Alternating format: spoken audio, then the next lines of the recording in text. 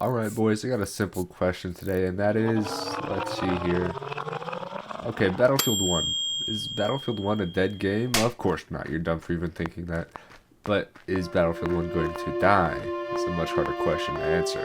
Throughout this year, people have been discussing whether or not Battlefield 1 is worth buying in 2020. My perspective is that if there's always a game for you to join, or some fun to be had, and if it'll bring some joy to you, then it's gotta be worth it, right? I don't think that it's gonna get as popular as it was in the future.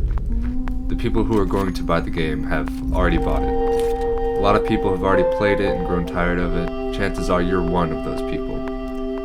You've experienced the streets of Amiens, the sandy dunes of Sinai. You've been through war and you forgot about it. So did everyone else. Forgotten weapons, forgotten battles, and a forgotten game. Unless you still remember. You see, this game has some people who are dedicated, to say the least.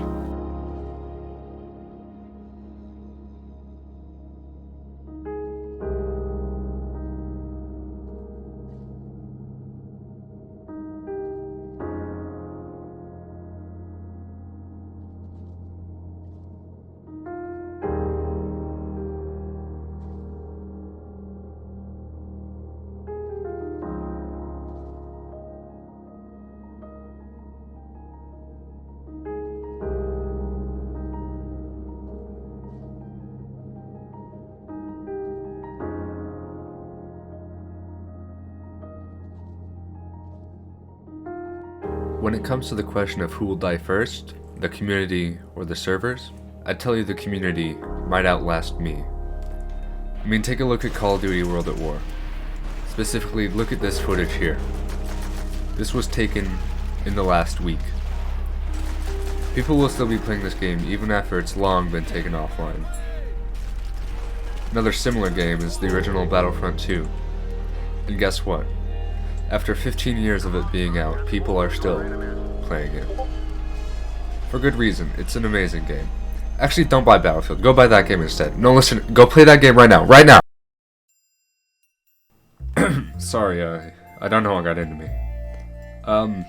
What about a game that's less beloved? Blowout is a game you probably haven't heard of. It's an original Xbox game that I recently remembered for the first time since the mid-2000s.